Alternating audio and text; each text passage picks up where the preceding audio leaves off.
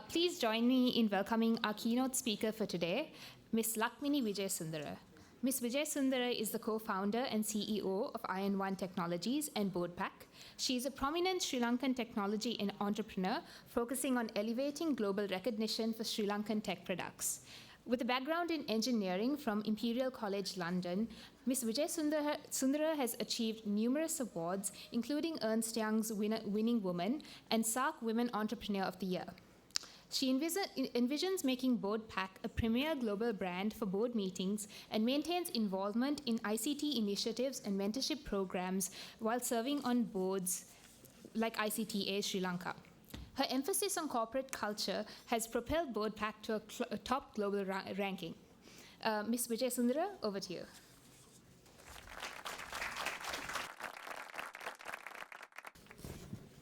So thank you so much for that wonderful introduction. So as you all know, I'm Lakmini Wijesundera. I'm the founder of two tech companies, Iron One Technologies and BoardPack. So I'm actually going to talk a little bit more about BoardPack itself, which is, I think, quite interesting these days. So about me a little. So my passion is pretty much to grow world-class technology products. So I come from a tech background, and that is kind of my own passion, and really building things which are top of the range, top tier, and not really mid-scale or just existing. So this is quite a challenging thing for the people who I work with, and because I keep, breaking all boundaries. Okay, sure. So today, I'm going to touch on three areas while I share my story. The first is I'm just going to give you a glimpse, and some of you probably already know some of this and heard me or known me. So what I've achieved right now, just to give you an idea of where I am now.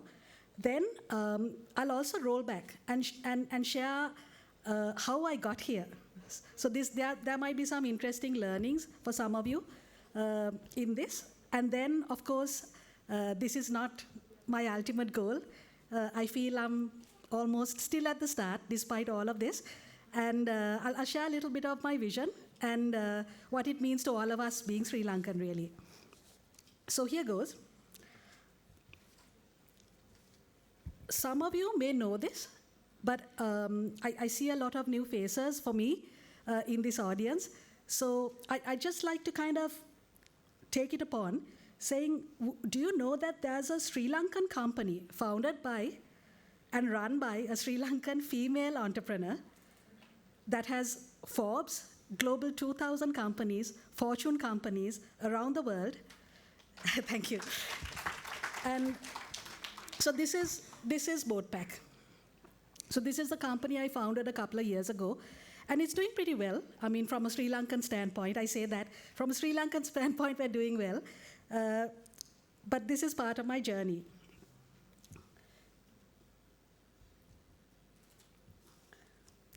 So as I mentioned, I'll just share some of the achievements right now so you understand where I stand. So there's actually beyond 1,000 global companies that use this solution called BoardPack that we built.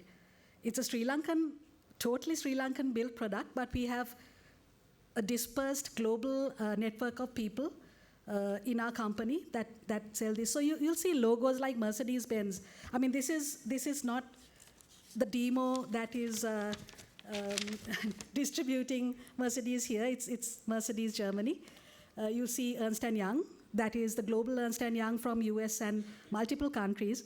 Petronas, which is the largest oil and gas company in Asia. And I mean, literally, when I say 1,000, all of them are of this caliber, like OCBC, Bank of Singapore, India. We have the Reserve Bank of India, their central bank. So my journey has always been lots of well-wishers coming and saying, like when I wanted to go to India, they would say, be careful, Lakmini, they're going to steal the code. So it's constantly sort of game like that. So this product is not just given to ordinary people. This is like the chairman and the top level people, like the governor of Central Bank of India. They use this Sri Lankan product. The OCBC chairman, like Deepak Parekh, who's the HDFC Limited MD. Every single person here is like a superstar in their country and globally. And our team gets to provide the software as well as meet them on a regular basis. So, it's really incredible. Of course, we've won many awards, and I see Gayani and Women's Chamber, lots of people here. So, I won that Entrepreneur of the Year award back in 2016. That was superb. Picked up by Ernst & Young to give me that global award from Ernst & Young, and then, many, many, many awards. And we are also Asia's best workplace, and lots of things. Not just me, but my team as well. So as I mentioned, now to deliver this to like multiple people in multiple countries, we have a global team. So these are like South Africans, Indians, Malaysians, etc. So we are growing, and it's been a really exciting journey with global experiences. So I'm just gonna, like I said, I'm gonna reverse back. I had to find these slides in an album, which is obviously not well kept. This is the first day in my garage when I started back then. So I studied maths. I studied in Sri Lanka in a local school. I saw multiple friends, and Roshan is one of my friends from school. So there, we had 4 people who did maths, just 4 people, out of a 90 people batch. This is the kind of women to men ratio that we had those days. We didn't know any better. We didn't think it was, I just thought girls don't like maths. That's my assumption, right? I went to university in London, UCL and Imperial. It was no better, really. It was like 10 out of 100. Again, I thought, even in UK, people don't like maths, like girls don't like maths. That was, what else do you think, right? no one's stopping you from doing maths. So that was the environment. When I came back, I started working in 2 companies. One was Selinco. They had a startup. It sounded really exciting, a startup doing satellite internet. Then thereafter, I joined Lankabell. I was an engineer. And, within a year, I was managing like a large team. It was like really great. But there was like a calling. I sort of felt that there was like a limit to me of what I could do. I thought there was more interesting things to do than what I did. So I wanted to start up. And I kept looking. I had some friends who were also having the similar interest. So I kept looking and looking, talking to like as many people who came from overseas, on Christmas holidays or whatever. And then it struck. So there was this Boston-based friend of a friend who had a business that they wanted a startup. So this is the garage startup we started. That's him over there. And this was my first team that we started out with. It was for stock trading at a time in Boston, in US, at a time that everything was paper-based. It was quite some time ago. Exciting, but then there was a crash, like almost within 12 months.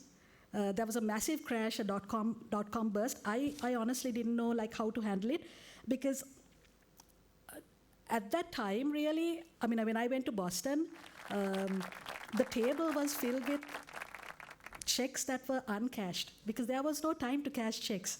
It's like these were like thousands and thousands of dollars. It seemed like a time that time wouldn't end, like the success wouldn't end. And then,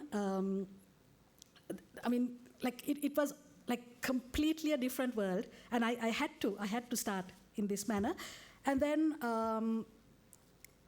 when the dot-com crash happened, literally all our clients pretty much ceased.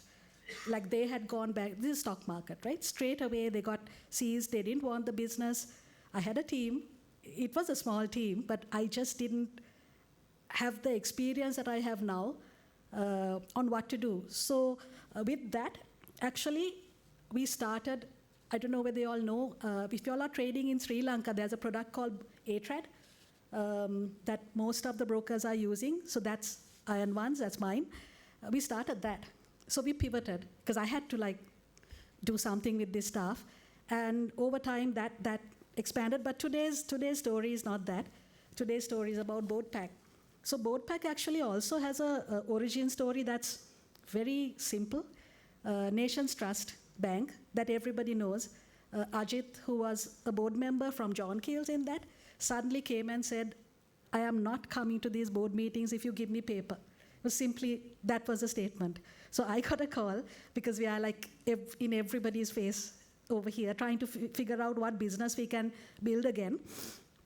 And they said, Lakmini, could you do this? Because, you know, my job is on fire right now, so the IT head. And we quickly put this together. We had no clue it'll be a global success. I had no clue. And we thought, I mean, I had done easily over 20 of that kind of models, which are at different stages. But this really took off. And then very soon we saw that Bank of Ceylon, all these companies just kept, like, as soon as it's like viral.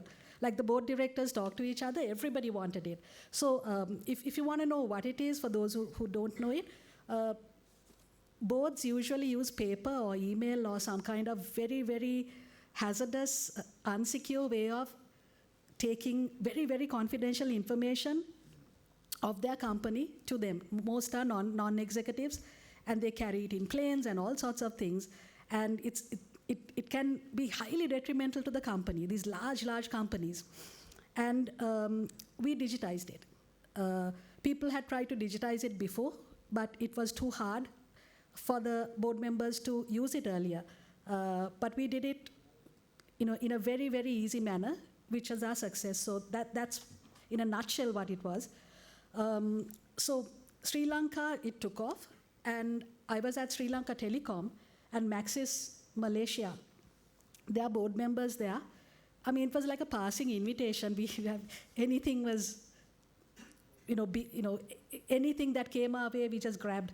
So I accepted the offer to go there, and then they're our partner, as well as, I mean, through them we got like the first company we got in that country, in Malaysia, was their stock exchange. Then their central bank, the top banks, Yes Bank, all of them.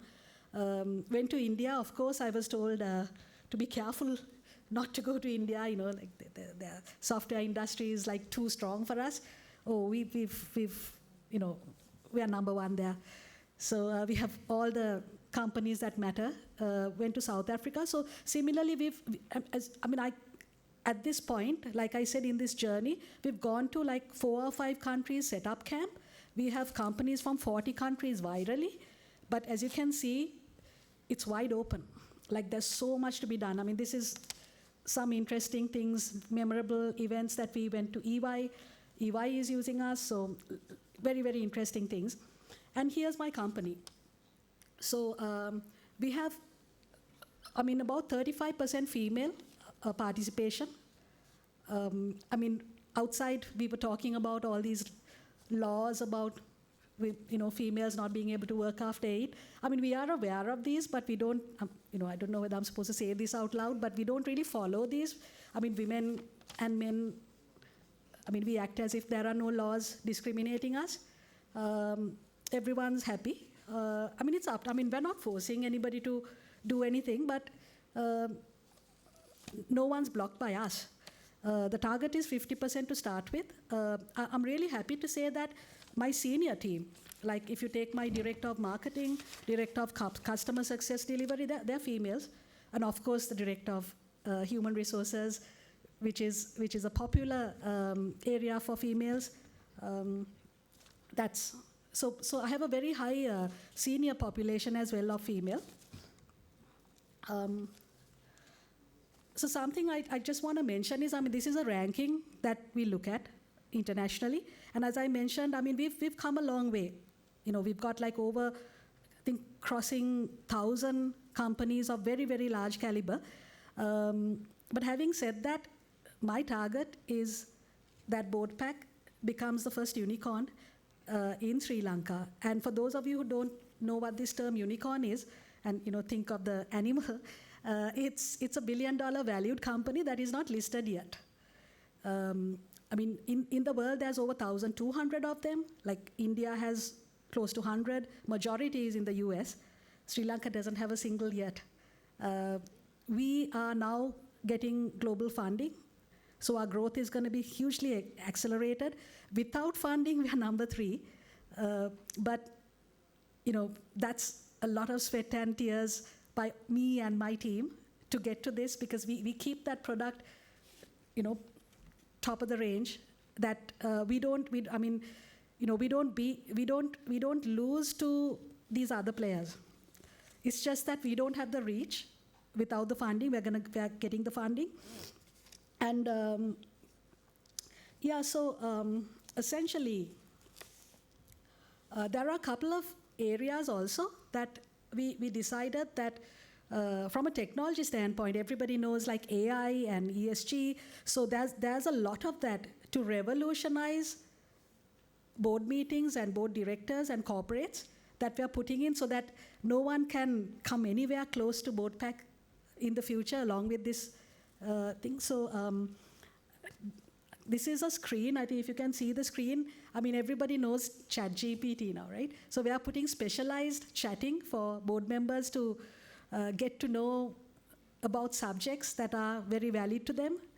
It's never done before, so we are the first.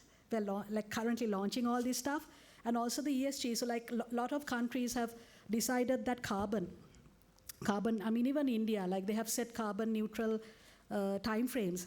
So board members have the decision-making power of it. And we are the people who feed all this information to these board members. So there's lots of exciting stuff going on. So again, this kind of comes to the end of my speech. I think timing-wise, I'm okay, isn't it?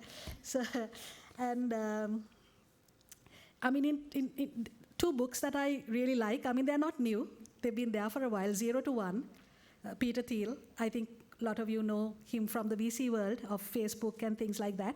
So Peter Thiel has a theory about competition. So I don't have time to talk about it, but read up the synopsis of that. It's an interesting one that I follow.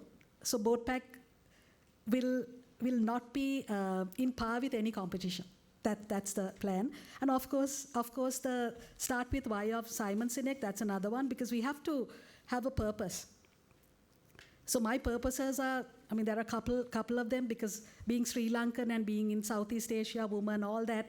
So there are additional purposes, but beyond all that, we want to be like the number 1 in our category and become the player and take Sri Lanka software, Sri Lanka name, brand, to be up there, with the Forbes companies that are our clients. So I've taken 3 pictures here. Kasturi actually is really a role model for all of us in Sri Lanka. So I put her there, and also these other 2, like Indra and Mary Berry. I'm sure everybody knows them from their global achievements. So believe you can, and you are halfway there. So essentially, for me and for y'all, I think it's all about believing first, and once you believe, literally you start working towards it and getting it. So that's my story, and I wish you all well, and thanks so much for inviting me to come and speak with you all today. I enjoyed it. I hope it was useful for you all. Thank you.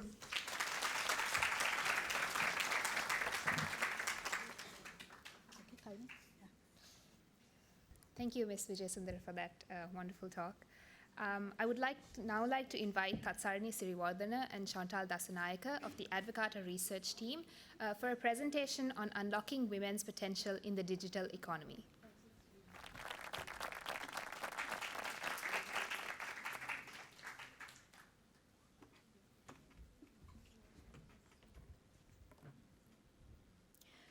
Welcome to the second session of our conference.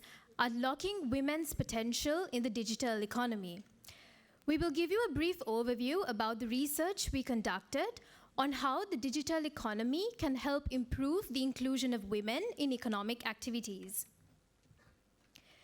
In our research, we focused on 4 areas that act as barriers for women aspiring to become digital entrepreneurs and women economic empowerment.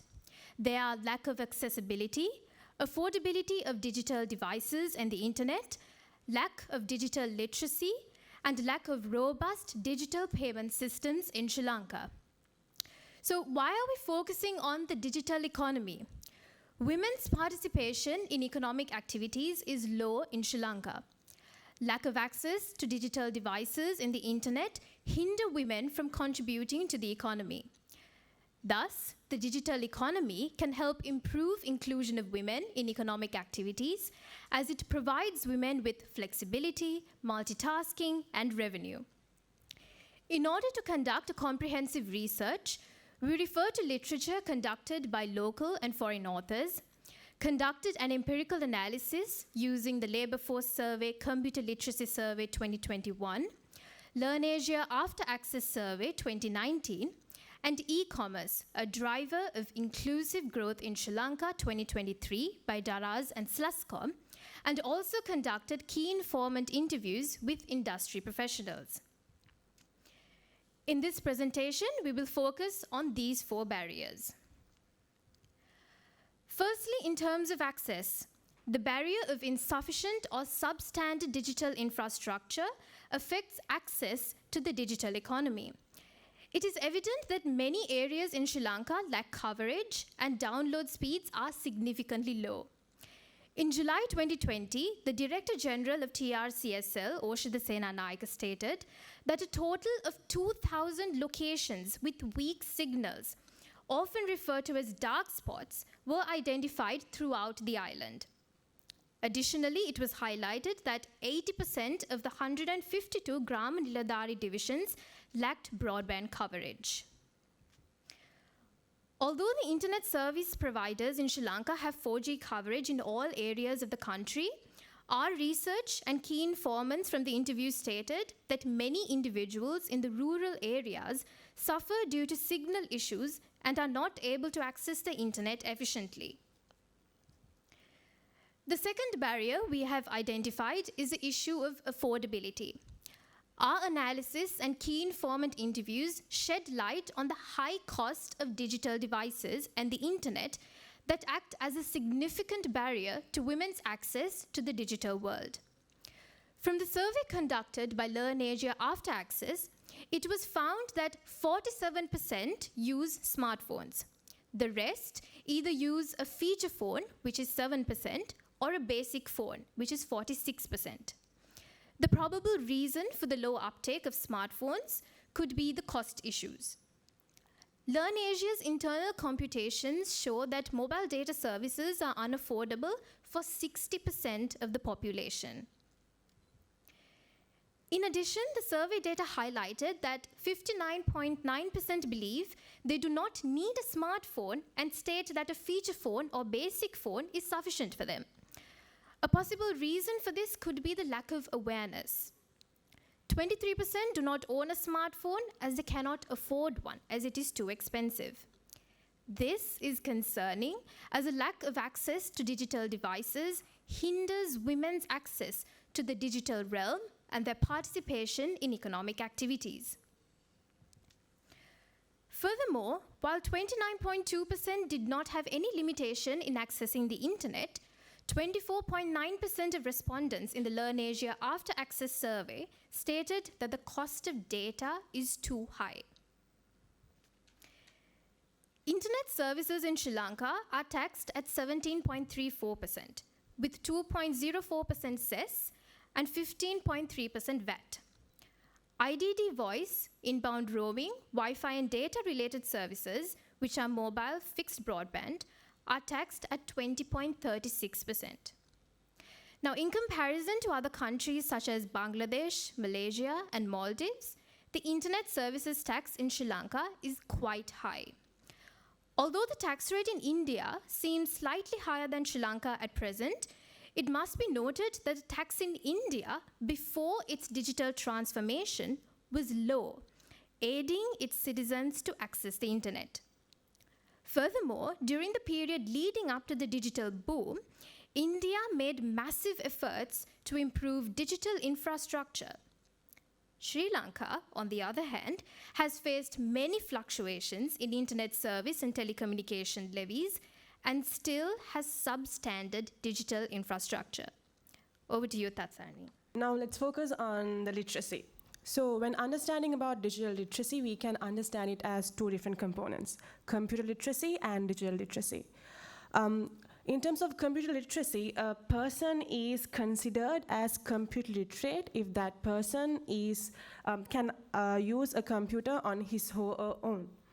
So for example, a five-year-old child who can use a computer and play a computer game is considered as a computer literate person according to Sri Lanka's LibriVox survey.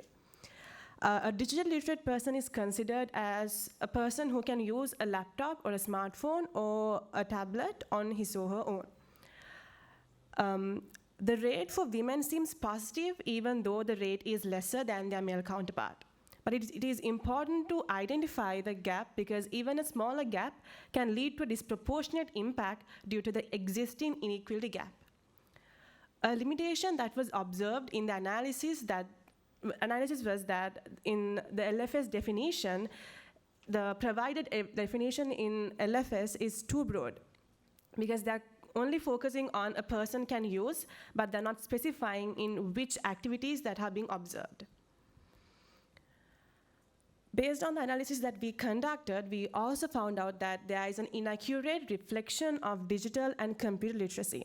Even though the digital literacy rate is around 57.2%, usage in email and internet is quite low. Through this chart, it is clear that the technology adoption hurdle exists. Even if you have a device, you may not have the knowledge to use it efficiently. A survey done by LearnAsia have identified that when using internet, people spend most of their time on using social media. Usage of online shopping and internet banking is very low.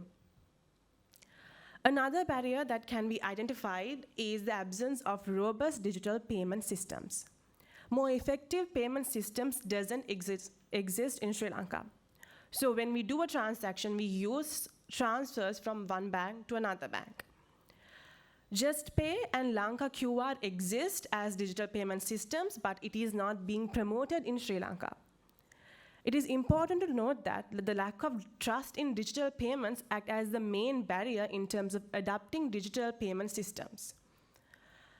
According to a survey done by Slascom and Daras, most preferred payment method is cash on delivery in terms of e-commerce. Debit card, credit card, online bank transfer system usage is quite low. This chart also shows the lack of trust in digital payment in Sri Lanka. When understanding the demographic profile of the online sellers, means the digital entrepreneurs, as we can see, the majority of the digital entrepreneurs are males. And also, mostly online businesses are carried out by the age category between 20 to 30. So, how can we use India's stack model as a very successful case study to Sri Lanka? India Stack is a collection of open application programming interfaces that unlock essential economic elements such as identity, universal digital payments, and data.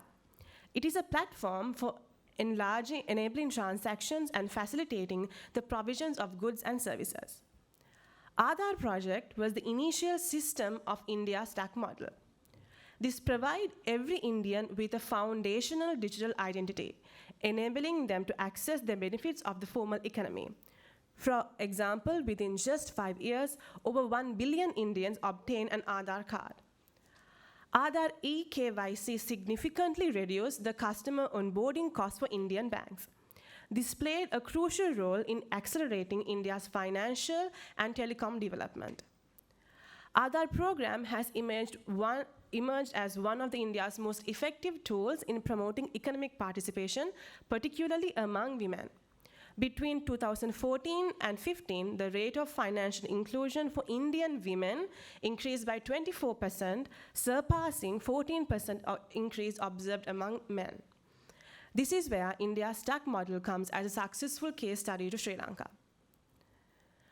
So what can we do to kind of overcome all these barriers? In terms of access, improve coverage in areas around Sri Lanka, not just the urban areas, but you should also focus on rural areas. Improve infrastructure that enable high-speed internet and high download speed. In terms of providing more affordability, there should be public Wi-Fi hotspots. And to make digital devices more accessible, there should be a secondary market providing for smartphones. And also installment payments for devices should be introduced. Apart from that, payment for internet and data based on usage should be introduced, especially to kind of promote digital entrepreneurship. Exemption from telecom service charges based on business classifications should be given prominence. To kind of overcome the digital literacy barrier, we should teach IT, restructure the IT syllabus from the school itself, and encourage STEM education within among students and also within females mostly. Implement programs to teach basic IT skills and how to access digital financial services, as done by Suhuruliya, which is a program conducted by ICTA. Also, digital payment systems should be introduced, universal payment interfaces. Implementing digital identity system in Sri Lanka should be given priority. There are a number of ways by which these three different stakeholders can contribute as the government, as the corporate, and as the society as well. We would like to acknowledge these people who helped us in our research. Thank you for listening.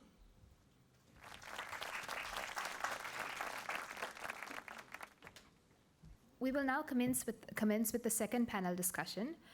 So now I will introduce our panelists for today.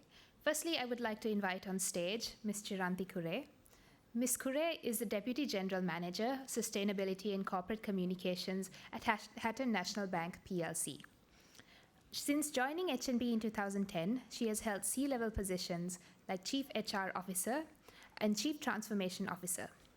Ms. Kure serves on various boards and has earned numerous awards, including the HR Leadership Award for Global HR Excellence and Gold category at the Women for Governance Professional and Career Women Awards.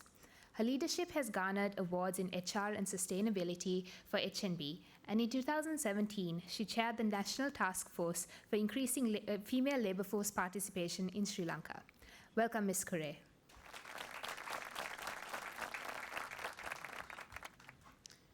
Unfortunately, Mr. Samira Jayawardena, who was originally scheduled for this panel, will not be able to join us in discussion today. Joining us instead and representing the ICT Agency of Sri Lanka, we are joined by Ms. Chadika Yahampat, Senior Manager and Project Director of ICTA Sri Lanka. A graduate of the University of Colombo, she is also a Fellow of the United Nations Women in Cyber and a co-author of the Cluster Readiness Index, or CRI. Welcome, Ms. Yahampat.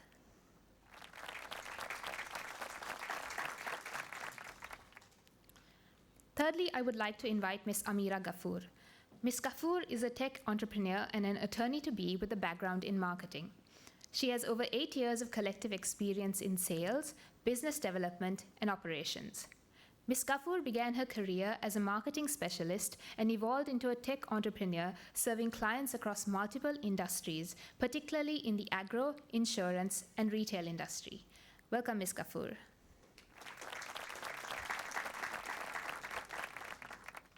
Fourthly, I would like to invite Ms. Anishka De Silva. Ms. De Silva is the Head of Corporate Affairs, Public Policy, and ESG at the Daraz Group. She is a dedicated public policy and communications professional with a strong passion for utilizing technology to address key challenges in South Asia. She provides guidance to business and governments on digital economy matters, implementing initiatives and partnerships to enhance policies and public perceptions as well. With extensive experience across public and private sectors in Sri Lanka, India, Europe, and North America, her research on policy matters is featured in global publications. Welcome, Ms. De Silva. And lastly, to introduce our moderator for this panel discussion, Dr. Roshan Pereira. Dr. Roshan is a senior fellow at the Advocata Institute and former deputy director of the Economic Research Department and the Central Bank of Sri Lanka. Dr. Roshan is a former director of the Ministry of Public Enterprises, former consultant for the World Bank, UNDP, and IPS, and former executive at NDB. I now hand over the mic to Dr. Roshan.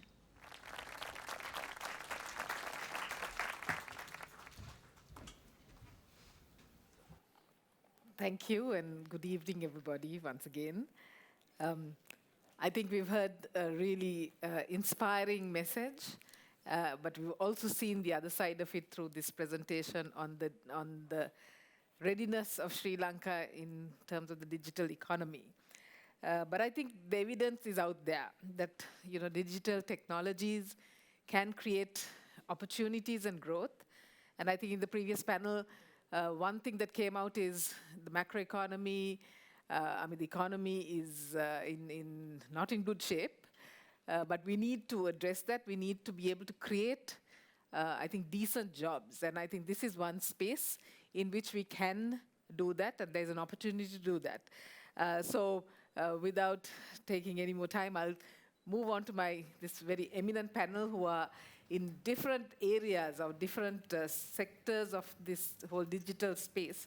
But I'll start with you, Chandika, because you're, I think, representing the government as well, and also, the agency that is the forefront agency in this space.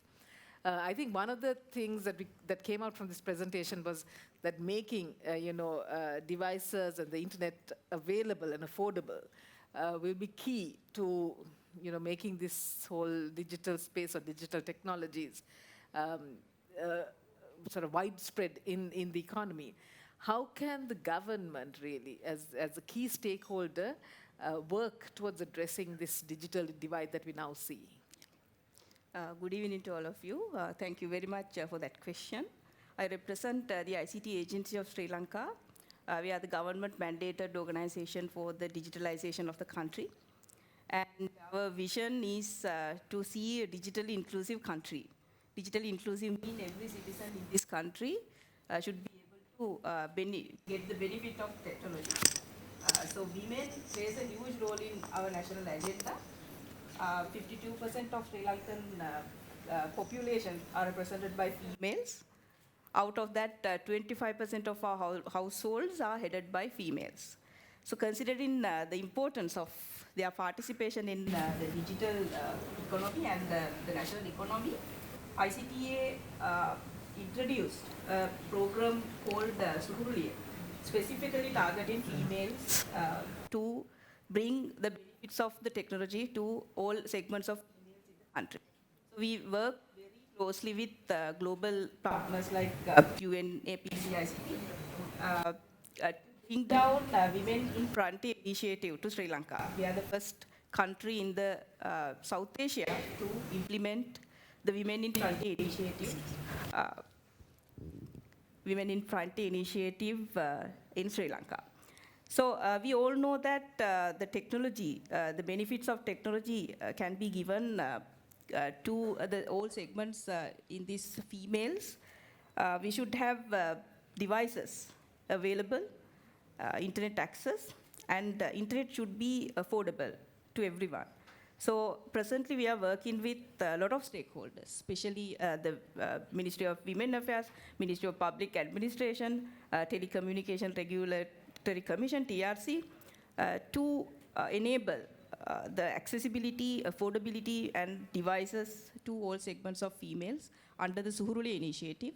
We have a lot of success stories with Suhuruliya. I think during the panel discussion, I should be able to share with that. The answer is yes, we are very closely working with all stakeholders in the IT industry as well as women development initiatives to make the technology, bring technology, benefit of the technology for segments of females in Sri Lanka.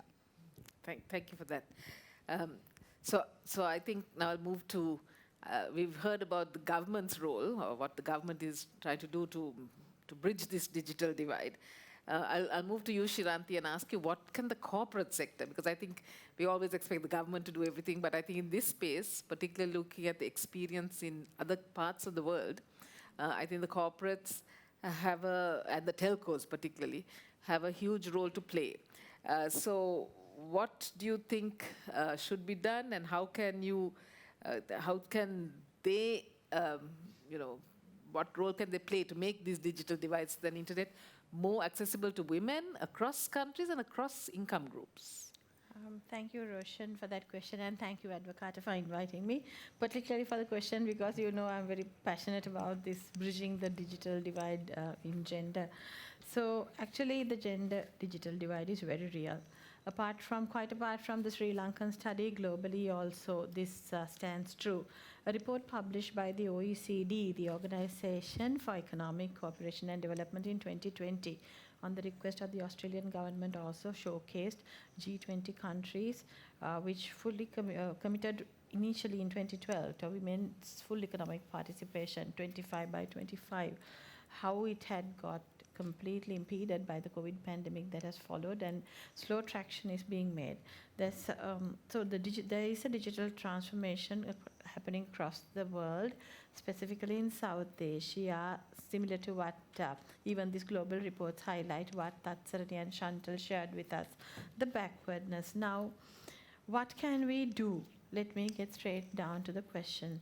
Bridging this digital divide, we can have some national level digital strategies. I saw how you had requested about giving different shaded preferential rates based on business classification. But before we get to that, extend networks and digital access through satellites to rural areas. That's for everyone, men, women, and non-binary, everyone, all individuals, all citizens. And then introduce area-based tariffs. You can go by key economic indicators, especially the poverty index, right? And area-based tariffs. Here, whether we are here in Colombo or in Agunakola Palace or Karinagar or Mutur, everyone pays the same tariff. And when you looked at some of the statistics shown on the Sri Lanka map, coverage and the signal strengths were not of equal standard. So why is everyone paying the same tariff? Mm-hmm. So this is something we can look at as a corporate, as the telcos specifically. Then positively favor the districts before the poverty line in rates and pricing for pre- and post-paid mobile and internet connectivity. Specifically prepaid. The poorest of the poor or the low income earners go for these prepaid cards. And you must imagine the frustration of these people when that card limit is over.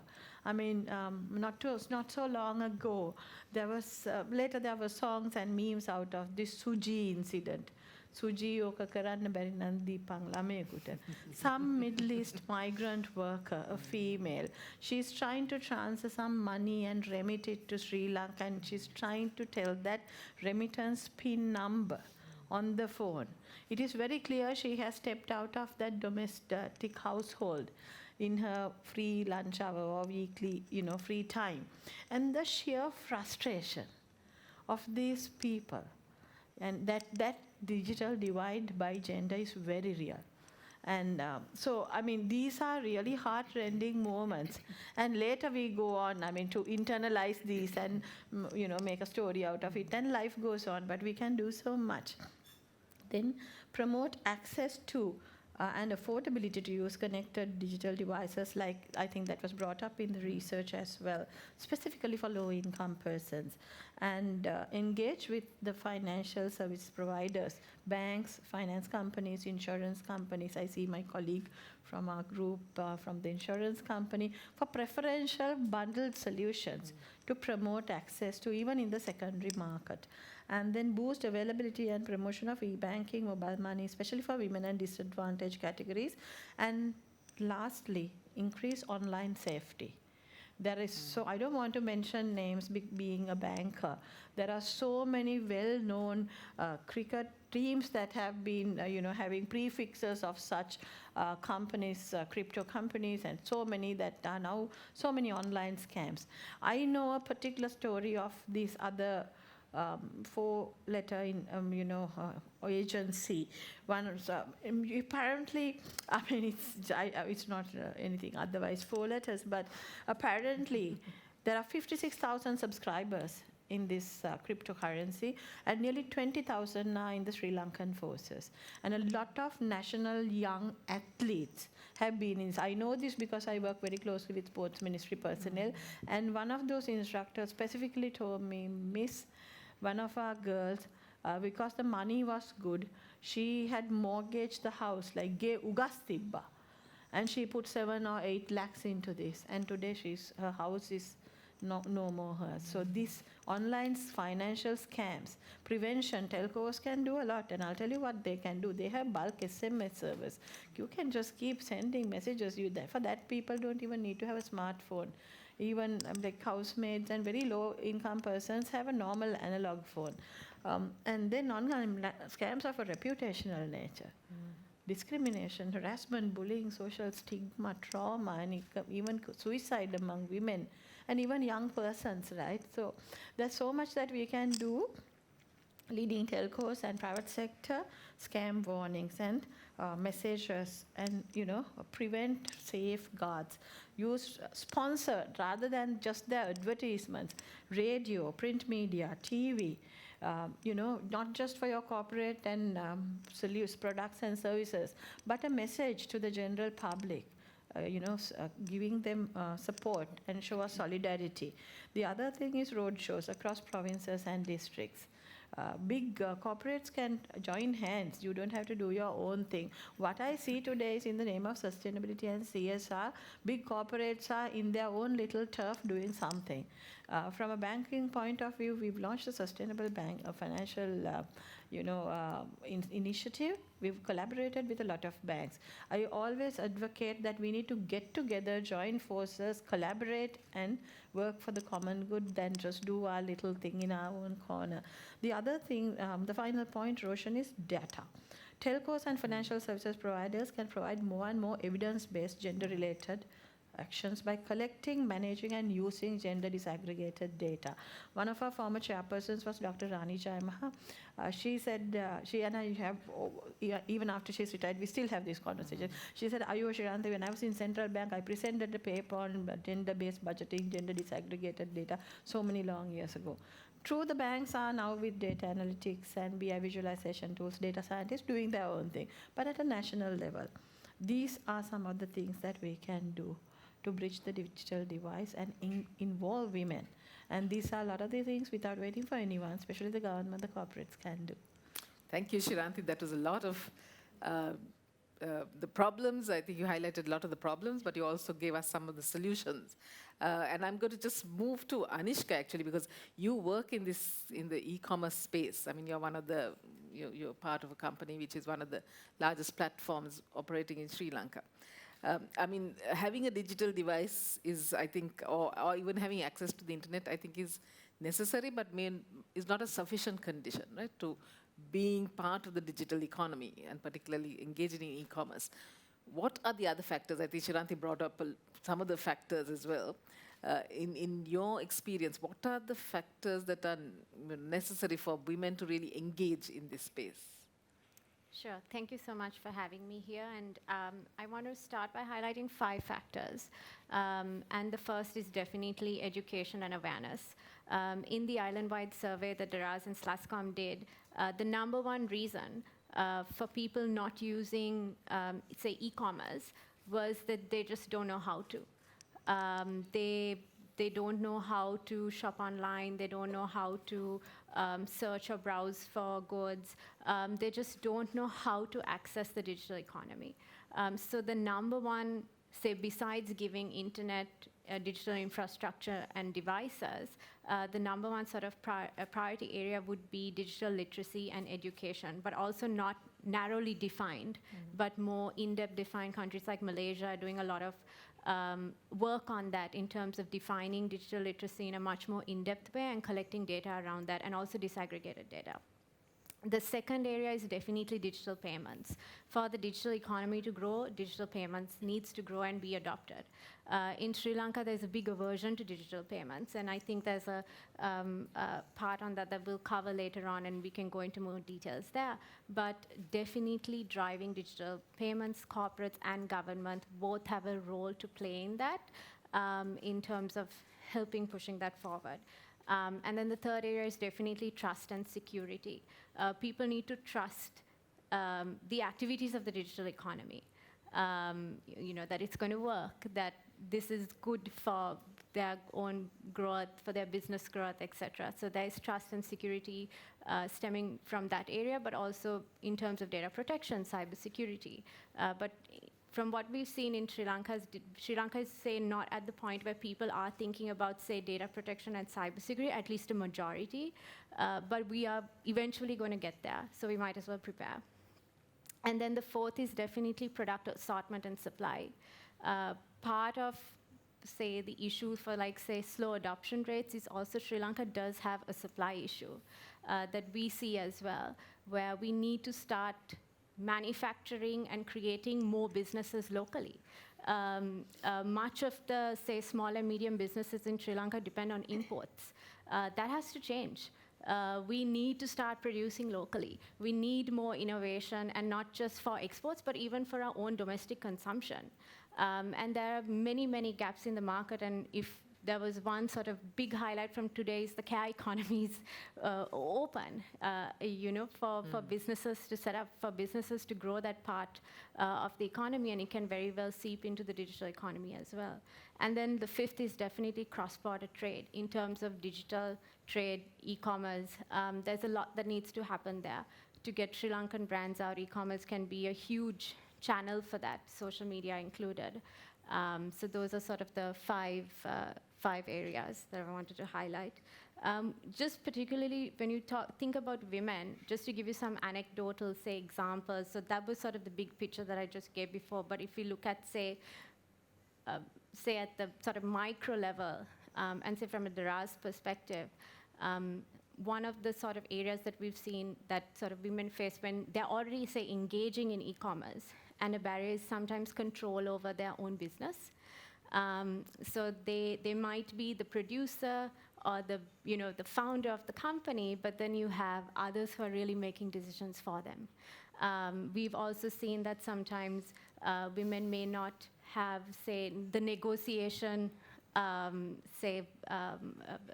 don't want to say skills, but more so the thought of, okay, I'm going to negotiate with suppliers on this.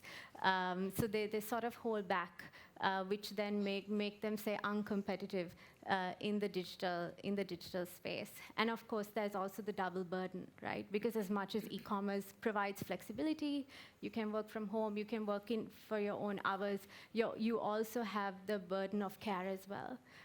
So there is that sort of, as much as it is an enabler of female labor force participation, we also have to sort of keep in mind that there might be this double burden. So that's a great, thank you, and that's a great way to, I think, go to my next question, which is to Amira.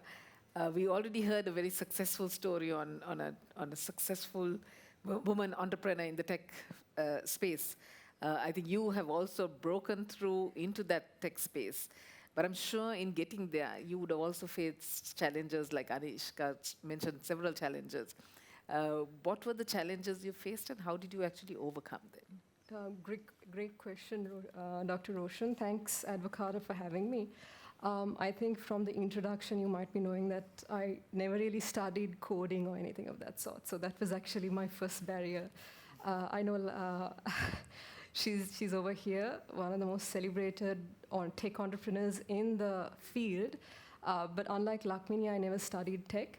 That was because I'll come back to why I didn't study tech was because my parents always wanted me to be a lawyer, right? So I had to sort of balance it out between my passion and certain expectations at home, because I'm the third in the family, so one's a doctor, one's something else, and the third has to be a lawyer, right? So for me, learning tech and actually becoming a tech entrepreneur was way much of a hill climb than an ordinary tech entrepreneur who has actually studied the field, because tech is very technical, right? You really need to know your subject, and to know that you need to study it. So from my perspective, of course, because I did not know technology, I didn't study it in a formal way, I was a self-researcher. I research a lot.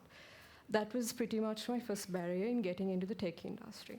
Now, say we get into the tech industry, the second barrier that you have is No one, especially as a startup, no one really trusts you at the get-go. I'm sure Lakmini also can share this. As a woman, when you come up with anything, the first circle that you need to break through and give that confidence to is your closest circle. And that could be your friends, that could be your family. But after you have established a certain sense of confidence and credibility in the market, it pretty much is a snowball effect after that.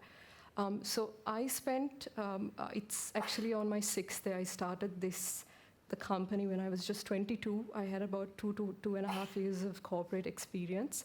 You probably know what my age is now if you know your math really well. And when I did, of course, when I did come to that stage, I realized first thing, when in a male-dominant industry like tech or STEM, for that matter, science, technology, engineering of math, it's a male-dominant industry. Now, I'm not approaching this in a sort of an apprehensive way, but I'm speaking facts here.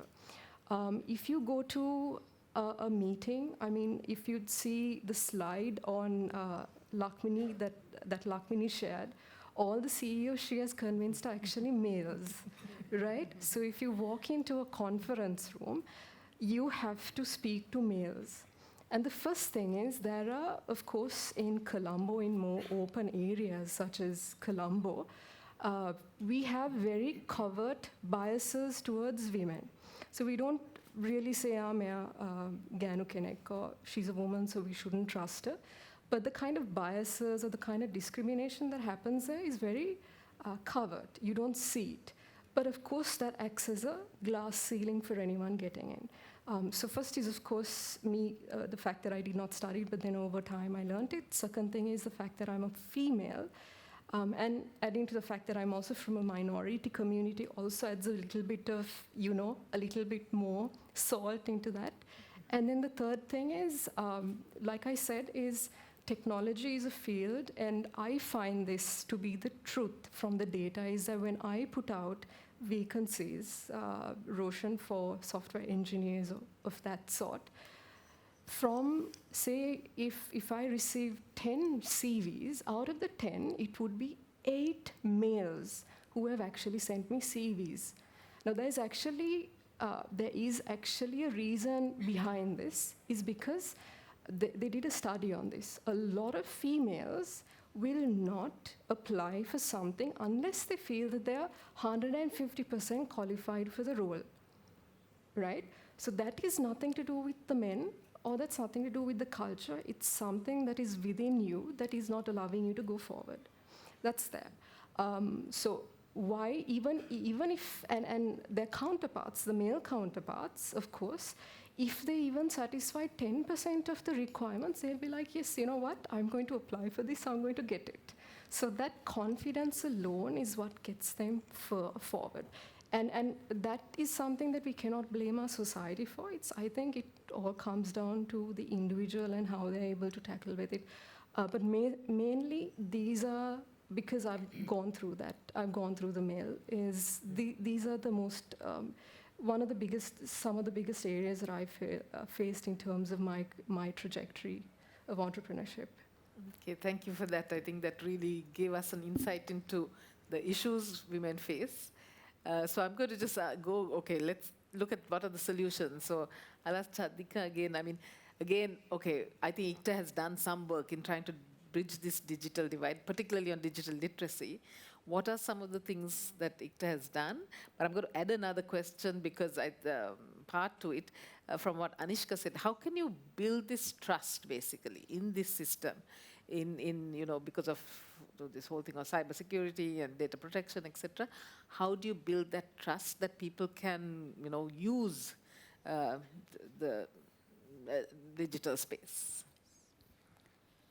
I think, like I explained earlier, the National Strategy for Women Development that we did during last 5 years, we have done a lot of activities to bring the digital literacy of females up to 54% by now, although there are some debates on the definition of the digital literacy.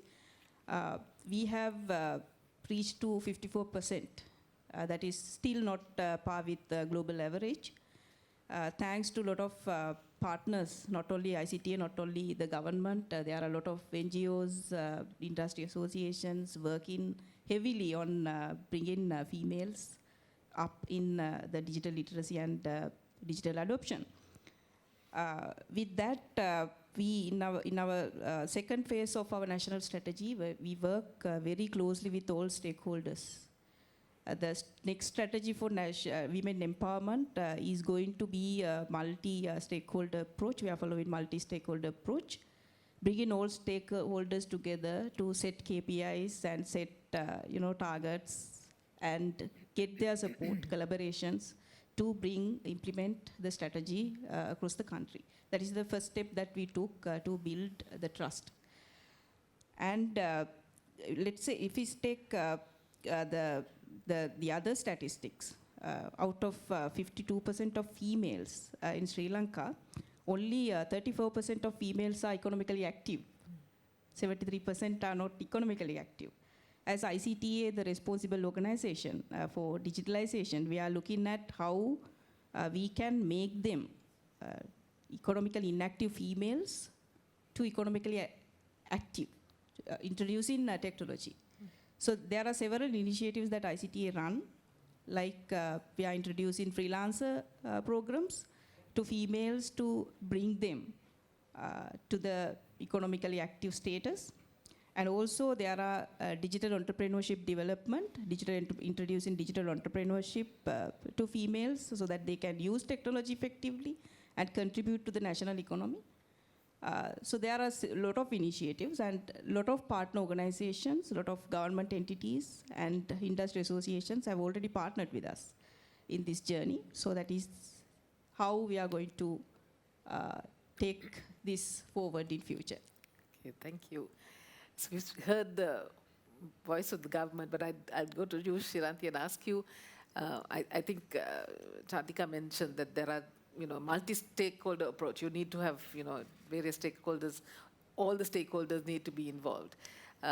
What are the initiatives that the other NGOs, telcos, the private sector has undertaken, but what more needs to be done? Because we're still lagging behind, as she said rightly, we are still lagging behind. What needs to be done? So actually, like you said, Roshan, ICTA, Nanasara, Vidata, Suhuruli, a lot of programs are underway and very commendable efforts. It's not easy. Having said that, yes, professional bodies, chambers, corporates, NGOs, even individuals can do so much more. Let's say, for example, I'll use a practical example. You will get an e-flyer of an MBA, at least 2-3 MBAs every month.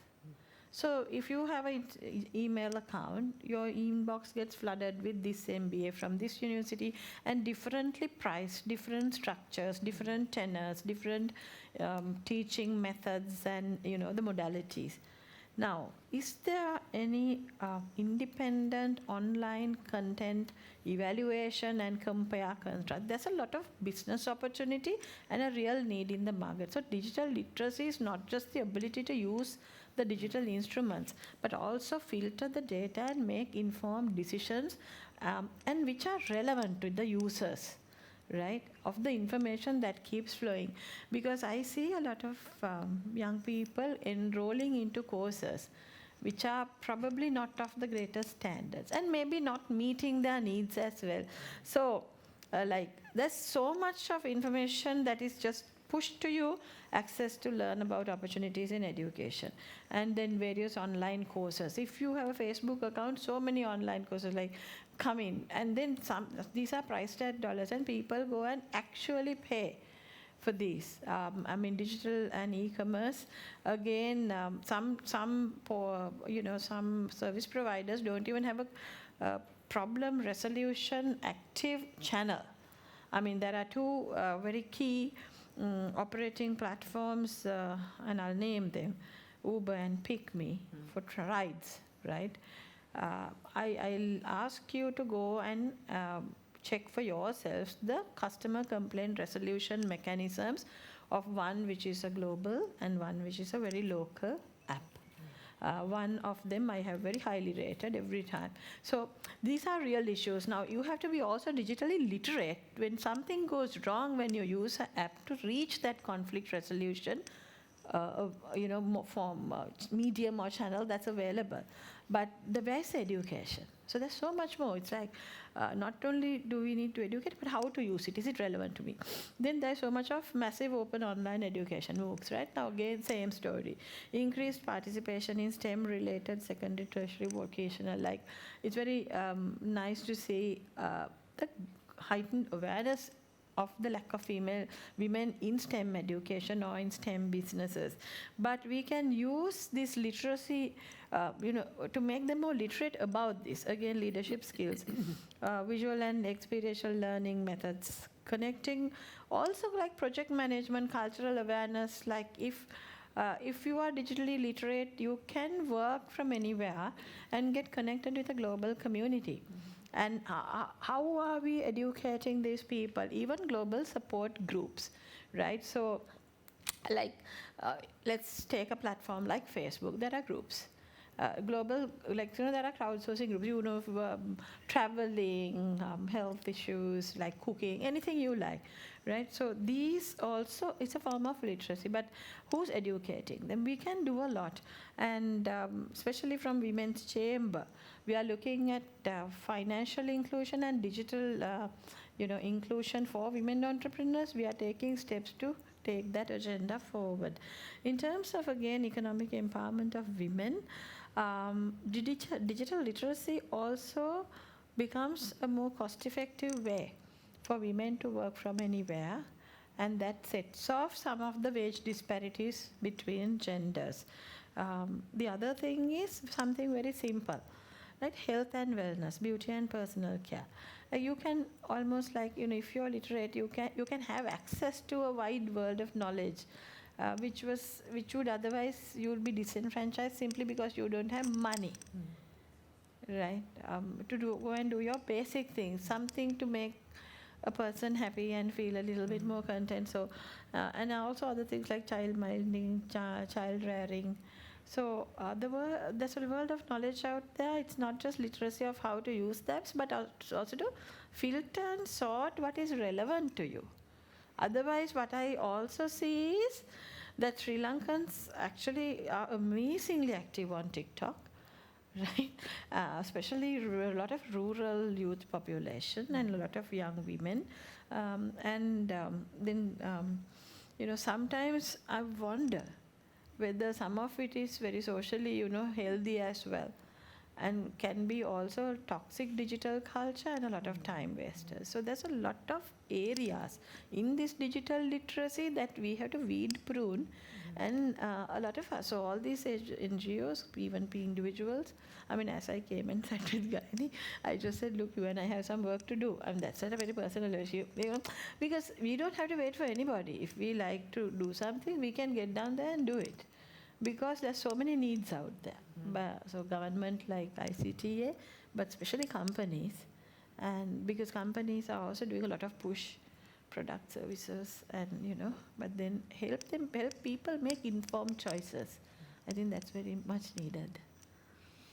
I think that's absolutely a good point, that we need to, there's so much of digital literacy is not this narrow definition of helping people to know how to use their mobile devices, but it's much more than, much broader. So Amira, just turning to you, you talked about when you were young that you were not necessarily encouraged, and you said something like this whole thing of STEM education and why you didn't go into it. How can we, because I think that's one of the things, right, in getting women into this, is having more women actually engaging in STEM education, but also getting into these careers in technology and digital fields. How can that be promoted? How can we sort of encourage women? That's such a valid question in today's day and age. I think the government is doing slightly a bit better than it was. I think they have introduced web development in that area, I think very recently or something of that sort. But a lot of you also in the audience, let's look at some of the A-level subjects that you all have done, right? Now, for me, in terms of what I did accounting, economics, and English literature. No, comparing that to what I am doing right now, it's completely different. Now, I could have actually spent those 2 years learning something of technology, either technology or even law, of which I actually have studied. So I don't know if this is a global plan of countries to keep their citizens less,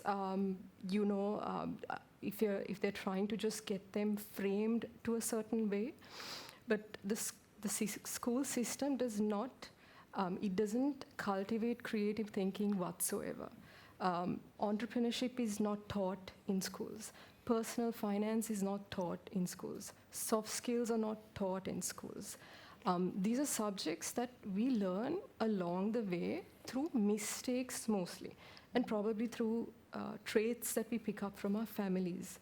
Now, in terms of STEM education and some of the statistics that I don't want to throw in a lot of statistics, but I just want to bring in some context to this, right? So in terms of females entering STEM education, we have about 49%, Dr. Roshan, which is from STEM graduates, from those certain degrees in those disciplines, we have 49% of females getting into STEM subjects. Now that's quite high, because comparatively in the UK and Canada, the rate is within less than 30s, somewhere below 40, definitely below 40s, but somewhere between 20s and the 30s. But now when it comes to that point, and when you come to translating that into a STEM workforce, that dwindles down to just about 15% of women in STEM workforce. So that's really, really low. And we shouldn't only consider getting them employed in STEM-related workforce. I, of course, feel as an entrepreneur, what you could do is you could actually start building entrepreneurial skill sets in school itself in those areas.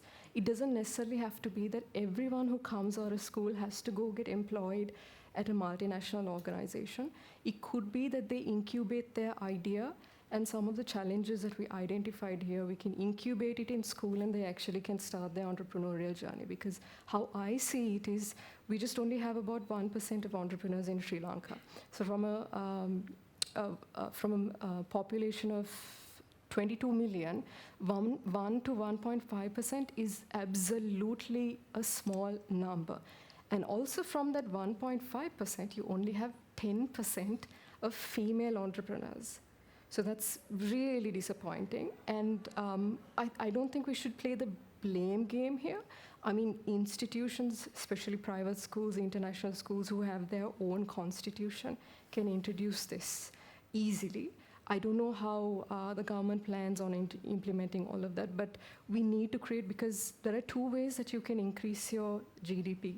The first way is you can increase it by increasing the price of goods, inflation, which we've been doing very successfully.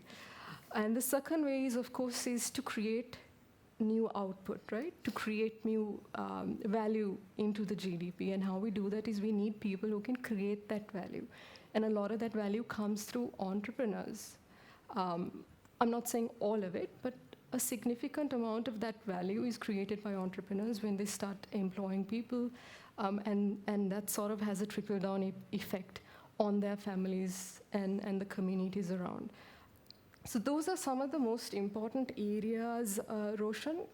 What I feel is STEM should be brought into the education system, because we don't have time to explore those areas. Because for in terms of myself, I never knew anything about actually technology, to be honest, when I was in school.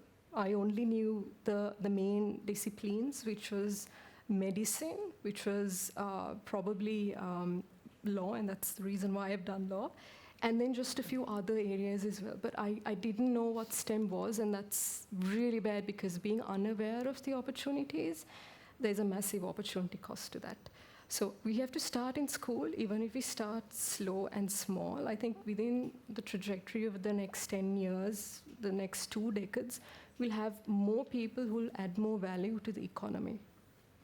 I think that's a great suggestion. I'm going to open the floor to the audience, and if there are any questions, please, I think there's a mic that will come to you. I'm sure there are a lot of questions that were raised. That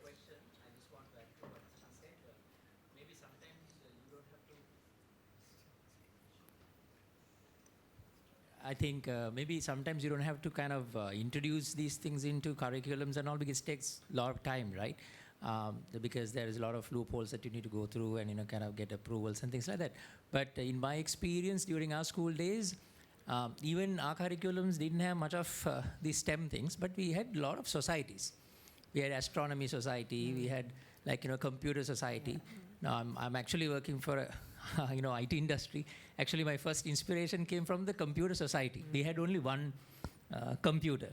That is also 386. I don't know whether you can, some of the people here can, you know, kind of resemble.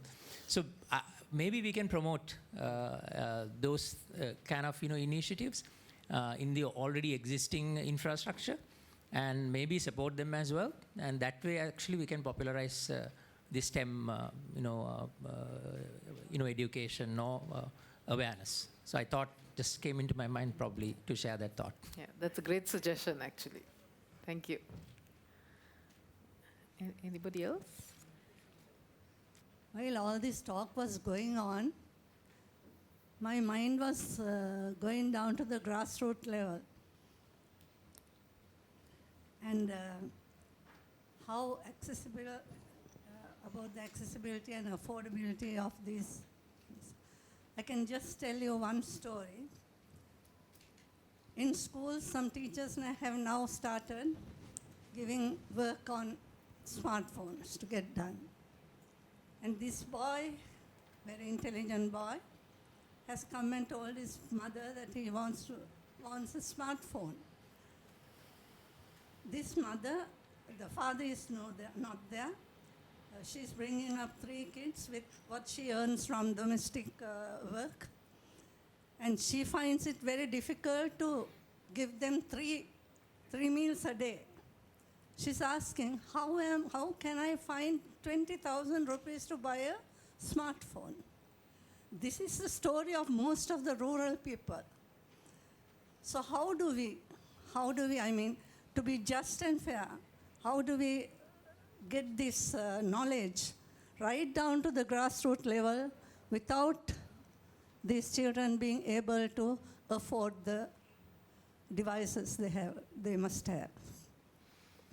Would someone like to take that on? Maybe ICTA, because you probably faced it during COVID, right? When children were in school and didn't have school, sorry. Yes, I think when we introduce digital education to school, one of the biggest challenges that we also faced is the access to devices. Sometimes back there were some projects to introduce devices to schools, but it was not happen. So with the COVID, this problem actually came up, and yes, together with the Ministry of Education, ICTA has also initiated a program called Donate the Device project. We invited all the people to register with our Donate to Device project and donate some of the devices to needy schools and needy children. That project is going on from Ministry of Education and ICTA. That is not to address the whole problems in the country, but at least to address some of the problems of the students. So I'm just going to ask another follow-up question. So there's an issue with, I think, the secondary market to smartphones, right? Because I think once you register a phone, you can't necessarily sell it. Now, is there interagency cooperation? Because this obviously requires cooperation between different government agencies, regulatory agencies. Is that happening? Because I think that again can promote the secondary market for smartphones, or even actually the, as you said, people donating smartphones for use. At the moment, that particular task is being handled by Telecommunication Regulatory Commission. Okay. ICTA is not mandated actually to look into that matter, but ICTA together with Ministry of Education, we try our level best to address the devices Right. of the problem. Okay, thank you. Anybody, any other questions? Hi, thank you for the interesting conversation. I'm from Learn Asia, so the survey that was spoken about was done by us. So just a kind of a little update on the data, there's a more recent survey that we've done, and it shows that in fact in Sri Lanka, after COVID, the gender gaps in access have actually come down quite a bit. So I think access, internet access is not really the big issue anymore. It's really about meaningful access. Do they have the skills and so on, as the conversation has shown. But also, I'd just like to add a couple of other points. One point was on the need for data. I agree completely. We do need data, more data. But I think we also have to be cautious in sort of where that data comes from. Obviously, the ideal is nationally representative surveys, census, etc. HIES, but those are often outdated and take time. But other new data sources like data from banks, data from mobile CDRs and so on, we also have to be cautious about who is visible and who is not visible in that data and the biases that come along with that, especially women. To do with women, there's often certain kinds of women, certain socioeconomic groups and so on that are less visible in data sources. So yes, there's a great need for data, but we also do have to, there's a nuanced kind of view to that also. And then on sort of the conversation on remote and flexible sort of work or digital entrepreneurship and sort of the online freelancing that was also mentioned, while these are all great in that they do provide opportunities for women to work flexibly and remotely and participate in the economy and so on. But I think there's also some caution there that we should take in that should not be the end goal. Because really the question is, why are women going towards these types of work? It's because of the constraints they face in terms of the care burden, mobility constraints, and so on and so forth. By women going into these types of work, we are reinforcing these sort of norms about the care burden. They still have to take care of the kids and do the housework and work at home, so it becomes a triple burden, in fact. I think that's really all I wanted to add. Thank you. Thank you very much for that. One more question? Okay, we might have to. Hi, I'm Zainab, and from Capsicina Azalem Foundation. And just a quick question out of curiosity, that as we see tech and the digital economy increasing widely, and we do see a lot of mobilization. So I was just wondering, as we see in the rural areas that the youth and the children, they're deprived, not basically deprived, but the accessibility to education with regards to digital economy is very less. So I just wanted to know, with regards to the tech companies and multi-tech tech entrepreneurs, has there been any recommendations or career skill guidance being implemented in order to influence the children in the rural areas so that will enhance and encapsulate education such as the soft skills and few other, which will bring about a goal in investing the youth for the future decades? Thank you. So I'm going to get Lakmini to actually answer that question, and I think you also had a comment, but I think maybe you can answer that question too, on how do we actually make this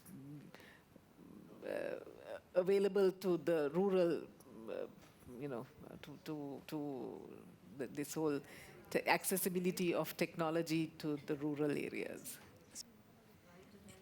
Okay, so I'll actually make my comment as well and kind of combine it, because as it is, it's quite a difficult problem we have, because we're a poor country, and ability to get across all this, because devices, cost, all that is there, and I'm sure Ikta knows.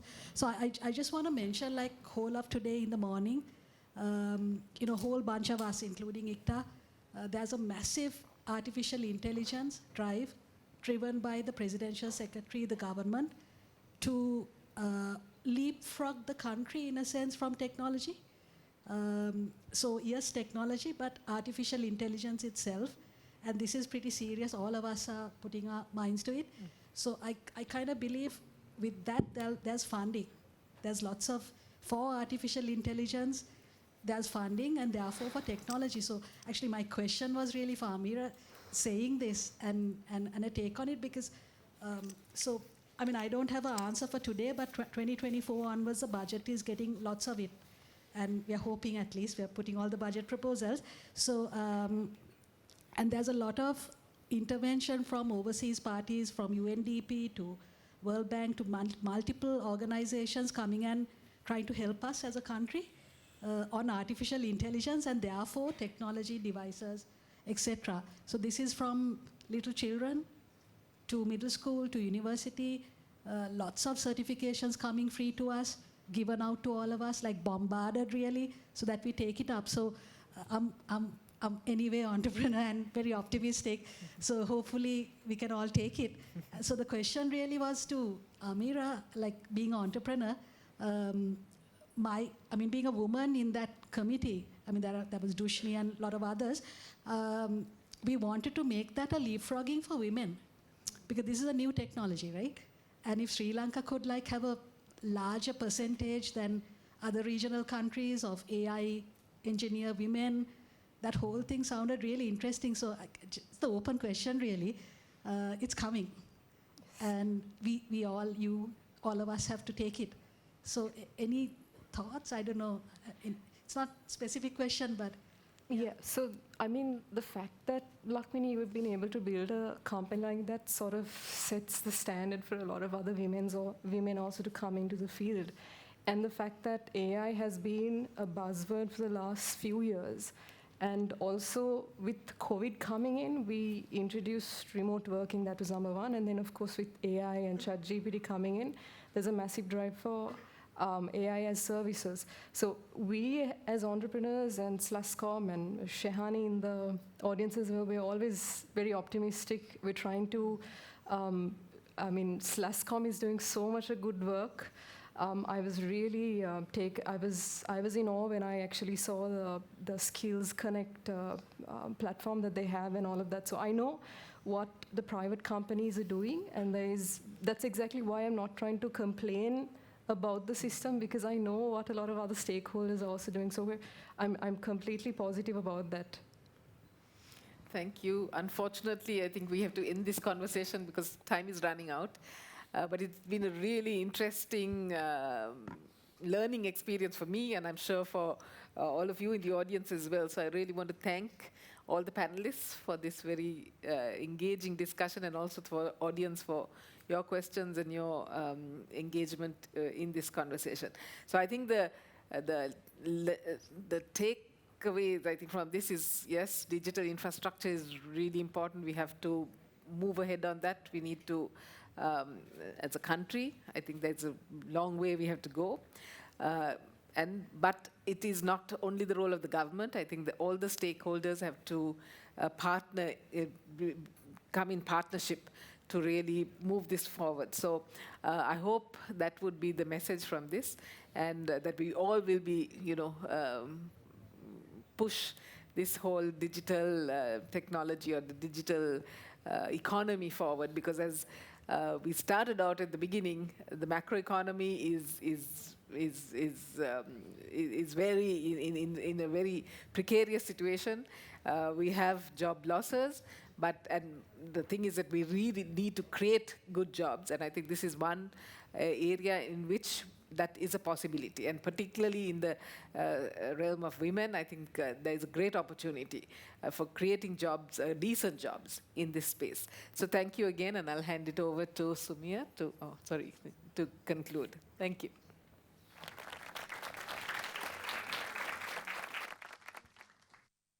Thank you very much to all of our panelists as well as our moderators for today. So we've now come to the end of the event. And just before we go, we'd like to extend our thanks to the Netherlands Embassy for supporting this event, as well as to the Advocata Institute for facilitating this event. I'd also like to say thank you to the wonderful team who has worked tirelessly over the past few days to make this event a success. And most importantly, we'd like to thank you all for joining us today and sitting here and giving us your attention as well as your engagement. All the presentations from today's event can be accessed online via Advocata's website, that's advocata.org. You can also support the Women's Policy Action Network by following all of their social media pages. Please do share your feedback of today's event with us. As you exit the event hall, you will also notice team members with video cameras who will be recording your feedback. Please share your thoughts in any language you are comfortable with, and we also have a feedback survey for you all to access and give your feedback through that. We also have a photo booth set up outside, so I hope you will use it and make use of it. And refreshments are also available. Our speakers will also be around, so if you have any further questions that we could not answer here, you can always speak to them later on. So I'd just like to say once more, thank you everyone for your attendance today, and I hope you have a good night. Thank you.